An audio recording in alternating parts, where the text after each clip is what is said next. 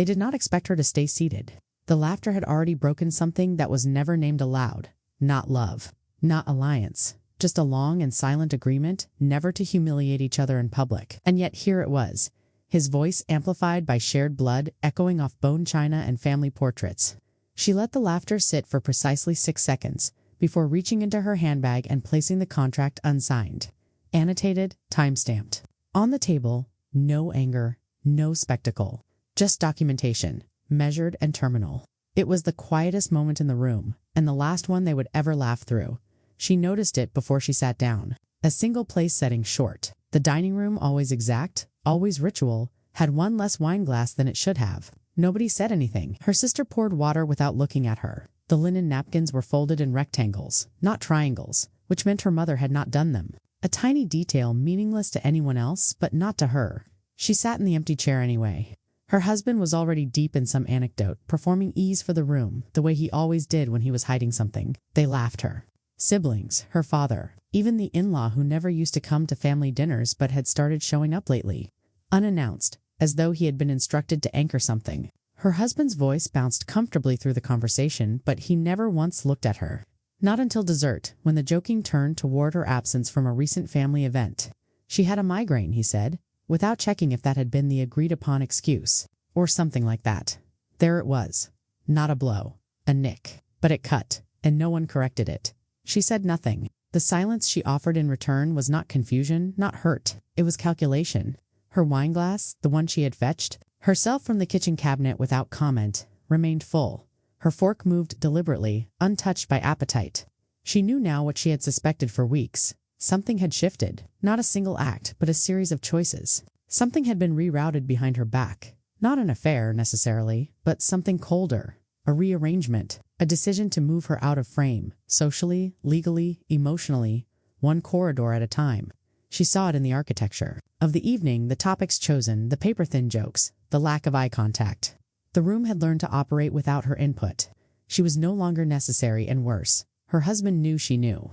He counted on her silence to complete the performance, and she gave it to him later that night, alone in the bathroom. She opened the cabinet drawer and found that the second toothbrush had been moved. Not replaced. Moved. A minor silent realignment. Like furniture shifted half an inch. She pressed her hand against the sink and breathed once, slowly. The marble was cool. Neutral. She remembered a different evening, months earlier, when she had opened a file drawer and found a document missing. A prenuptial amendment they had discussed, then shelved. It had vanished without mention. When she asked him about it, he had blinked too long before answering. "I thought you had it," he had said. That had been the first moment. She had let it go. She did not ask again. And now here they were, a missing wineglass, a migrated toothbrush, a laugh at her expense. She returned to the bedroom, closed the door softly, and began checking the drawer contents in silent sequence. Her jewelry box had one pair of earrings. She did not remember removing a drawer of old notebooks had been reorganized. The tax envelope, she had always sealed it with a specific label, now bore a different color sticker. All small things, but small things meant hands. And hands meant decisions. She did not weep. She sat on the edge of the bed and made no sound. Her betrayal had not been screamed into her face. It had been orchestrated beneath her breath. A text came in from her sister. "Everything okay? You were quiet tonight." No emojis. Just enough plausible concern to document plausible deniability. She did not answer. Her phone stayed in her palm for several minutes, her thumb hovering over the home button. Eventually she locked it and placed it face down. She knew what silence meant in this family. She had been raised on it. Silence was how they marked territory, not with threats, but with absences. You were not exiled by being yelled at. You were erased by being slowly uninvited. Outside, the house lights dimmed room by room. Automatic timers synchronized with the kind of mechanical predictability she once mistook for safety. Her mind moved carefully through the last 6 months. The conversations he had cut short. The appointments he had offered to reschedule on her behalf without asking. The recent insistence that she take some space and think about herself. For once, all of it sounded generous. All of it now sounded like repositioning. She was not being partnered. She was being phased out. And not just emotionally, strategically. She understood now that this would not end in a conversation. It would end in a document that fracture had already occurred. What she had thought were accidents, missed calls, calendar mix-ups, altered tone were not random. They were test balloons. Psychological feints to see if she would notice. If she would object, she had not. That was her mistake. but silence is a blade too, and tonight, she realized she could turn it. She stood, opened the closet, and retrieved the box where she kept everything they had once built together. Insurance, paperwork, deeds, birth certificates. She placed it on the bed, opened the lid, and began sorting. Not emotionally. Not yet. Just cataloging, quiet, surgical. She was not preparing for a fight. She was preparing to stop pretending. No one would hear her coming. It began with a receipt, folded twice and wedged behind a book on the top shelf of her home office, a place he never used. The date was familiar. The purchase was not. A payment. Made at a firm she recognized. Boutique legal consultancy, discreet and high-end. She did not react immediately. She logged the information, refolded the paper, and returned it to its hiding place. 2 days later, she checked their joint financial dashboard. Password still worked, but the interface was new, updated, cleaner. A feature had been added, authorized accounts. Her name was still there, but now as secondary. The primary holder had changed his name. No notification, no consent request. She sat back in her chair, exhaled once, and stared at the screen until the cursor blinked itself numb. No anger, just adjustment. He had moved. So would she. She began cataloging every discrepancy. Not for confrontation, for reconstruction. A notarized letter had been rerouted from her private P.O. box to their shared address. A change she had never requested. Her signature had been used, forged, possibly replicated, but unmistakably hers. In ink, she stared at the stroke formation. It was close enough to fool an administrator, not close enough to fool her. She printed 3 copies and marked each in red. The betrayal was no longer hypothetical. It had entered the legal domain. She opened a spreadsheet and began logging entries. Dates, entities, document numbers, names of clerks. Every entry was clean, orderly, irrefutable. No emotion, just evidence. The betrayal grew teeth. At the bank, her personal account had a new clause attached. An emergency authorization granted to him. It had been enacted 3 weeks earlier, around the same time she had been in hospital for a minor procedure. She had been sedated. When he brought her forms to sign, just insurance verification, he had said, the betrayal was not impulsive. It had been scaffolded with care. She had signed it all. And now, as she cross-referenced hospital dates with banking modifications, she saw it for what it was, consent constructed through vulnerability. She requested a copy of the signature forms from the bank's compliance department. When they hesitated, she invoked her knowledge of data access rights, citing the clause and subsection with quiet precision. They sent the files by end of day. She worked late. Not from panic, from design. Each artifact was indexed, duplicated, backed up to an encrypted drive. She kept a separate physical binder, labeled only with her initials. Estate documents, messages from her sister suggesting not to push things right now. As though they all knew something she had yet to be informed of. This was not personal. This was architectural. They had built a framework around her absence. She was not being excluded. She was being structurally erased. Contract and discovered a recent amendment filed under an HR policy change. Her title had been altered from director to senior advisor. A demotion cloaked in semantics. She had not been told. Barely knew a friend of her husband's. Her stomach did not drop. Her hands did not shake. She noted the timestamp on the internal server and flagged it. The act was not limited to marriage. He had extended it to her professional reputation. Systemic, not spontaneous. She revisited their will only to find a codicil appended digitally, not in ink, not through the notary they had always used. The beneficiary list had changed. A portion of shared property had been reallocated to a trust, one managed by her husband and overseen by his brother. She had been listed as consultative beneficiary, a phrase with no legal standing, only cosmetic reassurance. Her lawyer confirmed it in one call. "You have been sidelined," she said. Calm but direct. Deliberately, this was structured.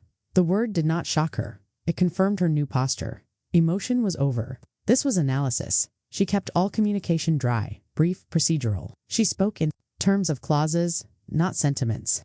Her voice on recorded calls was clipped, exact. She scheduled a quiet meeting with a retired judge she once clerked for, not to initiate legal proceedings, but to understand the angles of future maneuvering. "I am not filing," she said. "I am studying." The judge nodded. They spoke. For 21 minutes, she left with a list of statutory references and a recommendation for a forensic auditor. That night, she shredded every diary entry she had written over the past decade. Words would not save her. Only documents would. The house became a scene. She moved through it like an investigator. Drawers now held meaning. Patterns emerged in empty spaces, a key no longer on its hook. A file cabinet with a changed lock. A drawer of mail organized in a system that was not hers. She placed discrete markers. a small pencil line on the inside edge of her closet door, a folded note tucked into a book spine. She returned the next morning. The pencil line had been erased, the note had been opened and replaced. Her room had been searched, not sloppily, methodically, as though someone believed she might already be building a case. She was. The betrayal moved like a parasite, unnoticed until it had nested. It lived in mundane places, shared calendars, travel confirmations, digital passwords changed without prompt. His messages became more careful, more cheerful. He had sensed something shift in her tone, and he was trying to cover it. That told her everything. He still believed she might be reasoned with. She would let him believe that she met once, briefly, with a private consultant, not a detective, not a lawyer, but a woman who had advised on corporate divorces and political disappearances. The consultant reviewed her files, asked 3 specific questions, and said, "You are not trying to win. You are trying to own the record." Exactly, the goal was not exposure. It would stand, and it would not be her word against his. It would be initials, dates, metadata, audit trails, revoked access logs. She adjusted her schedule with precision. Arrived at work early, left late, spoke less. When he asked about dinner plans, she said she had work to finish. When he reached for her hand, she let him hold it briefly, distantly. Her emotional architecture had been cleared. What remained was steel, not anger. It deepened focus. Her silence became denser, more specific. She stopped asking questions. Questions were invitations. She offered none. The ordinary became suspect. A glance held too long, a door closed too softly, a folder placed too neatly on the table. She began walking past mirrors without looking in them. Not because she was avoiding herself, because she no longer needed confirmation. She knew who she was, and more importantly, she knew who he had become. The fracture was no longer personal, it was procedural, and she was preparing to meet it with the only weapon that mattered now. Not confrontation, not plea, not performance, but precision. When it came, it would not be a battle. It would be a correction, and it would be irreversible. The meeting was calendared like any other Wednesday, 3:45 p.m. Conference Room B, the same room where they had once met with their financial advisor, where plans had been drawn for renovations that never happened. She arrived 5 minutes early, as always, and placed a single folder on the center of the glass table. The contents had been assembled over months, not to punish, not to humiliate, but to confirm. The documentation was structured for efficiency. Forged signatures, backdated authorizations, reassigned assets, conflict of interest correspondences from board members, tied to him by blood or secrecy. Every page notarized, every attachment backed by legal precedent. The contract was not dramatic, it was accurate, and that made it lethal. He entered 2 minutes late, phone still in hand, pretending not to feel the coldness in the room. He glanced at the folder, then at her, expecting a conversation, maybe even a plea. She said nothing. He reached for the folder and paused when he saw the name at the bottom of the cover sheet, not hers. A legal representative she had never mentioned. A name unfamiliar to him, and unfamiliar meant unaccounted for. She watched him read, watched the shift in his posture. No anger, no denial, just recalibration. He understood that the terms were not negotiable. She had already signed, the rest was a formality. He opened his mouth, but she raised her hand gently, not as a threat, but as an instruction. "Do not respond now," she said. Her voice was flat. "Any reaction will constitute disclosure." She stood, gathered her handbag, and placed a second, smaller envelope on the table. This one was addressed not to him, but to his attorney. Pre-delivered, date-stamped, time synced with this meeting. It contained a timeline, a withdrawal schedule, and a clause stating her legal immunity from liability tied to his personal or professional misconduct. It was not revenge. It was protection. Drafted by silence, enforced by evidence. He did not follow her. That was the first smart thing he had done in months. She walked out of the conference room, heels making no sound on the carpeted floor, shoulders square. At reception, she left her keycard on the desk. The receptionist blinked, uncertain. She offered no explanation. She had no further need for access. The fallout was not immediate. It arrived in echo. Within 72 hours, bank accounts were frozen, contracts voided, trusts contested, a board vote triggered for conflict of interest. She had not orchestrated every outcome, only the first few, the rest unraveled by design. By Thursday evening, his brother had retained counsel. By Friday, 2 former colleagues sent cautious messages requesting a meeting. She ignored the first, she confirmed the second through her attorney. Not out of spite, but boundary. She would never again participate without definition at home. What used to be home, she entered once, alone, with legal supervision. No bags, no rush. She moved through each room deliberately. She took what was hers, and nothing more. Her books, her documents, a leather notebook with a single line inked across the front page.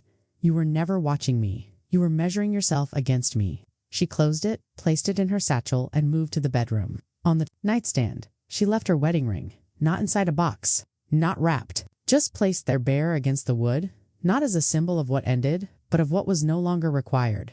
In the kitchen, she opened a cabinet and pulled down the only object she could never reconcile, the antique teacup his mother had given her the year they married, unwrapped by her hands, not his. She placed it in the sink and walked away. She would not destroy it, but she would not protect it either. By evening, she checked into a furnished apartment downtown, nondescript, immaculate, temporary. She unpacked methodically, placing her files on the desk, her ringless hand adjusting the angle of the chair. She brewed coffee, not tea, and made a list, not of next steps, of final ones. The estate transfer, the retirement accounts, the board seat she would now assume in his absence, as dictated by the quiet clause in the charter he had never bothered to read. The final act was not a confrontation. It was a transition. Her presence became a fact, not a threat. Her decision not to return calls was not passive. It was declaration. When asked for comment, she gave none. When sent apologies, she archived them. Her silence was not forgiveness. It was policy. 1 week later, a courier arrived at her new address. A single envelope, no return label. Inside, a photo from years ago, faded, framed, her and him, smiling, arms linked. On the back, one sentence in his handwriting: I was never brave enough to be small next to you. She did not hang it. She did not destroy it. She placed it face down in a drawer and closed it with a click. What she left behind was not just the ring or the file or the silence. It was the version of herself that had waited for someone to confess what she had already proven.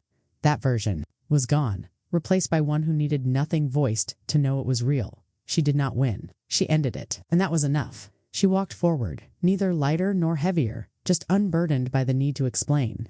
Justice had no sound that day, only a folder, a pause, and a door that closed without echo. Her name is Elise Calder. She carries her silence like armor and moves through rooms with the kind of stillness that unsettles more than shouting ever could. In another life, she was warm, but in this one, she has learned that warmth is not always returned, and trust when given too freely is not protection but invitation. Her psychological posture is one of disciplined restraint. A woman who hears everything, reveals nothing, and chooses precision over confrontation. Betrayal did not harden her. It clarified her. The fracture came not from a stranger, but from the person who shared her keys, her passwords, her breath. The injury was domestic, familiar, engineered, not by violence but by omissions, redirections, and choices made in rooms where she was once welcome and later erased. Her core wound is not heartbreak. It is misrecognition, the realization that the version of love she believed in was privately rewritten without her consent, that the people who claimed to protect her were practicing her replacement in stages. Elise operates by a singular moral code. She never begins the conflict. She waits, she observes, she collects. And when it becomes undeniable, she moves not in fury but in order. Her strength is not in what she declares but in what she withholds. Her silence is not weakness, it is evidence. She lets others speak because that is where they reveal themselves. What she withholds is not emotion, but advantage. The antagonist is named Jonathan Calder. To others he appears composed, generous, even slightly self-effacing, a man who shares credit, makes light jokes at his own expense, and builds trust through charm that never quite lands as deeply as it should. But to Elise, he is a pattern, a man trained to seem safe while engineering silence around his decisions. His betrayal is not explosive, it is cumulative, strategic, almost clinical.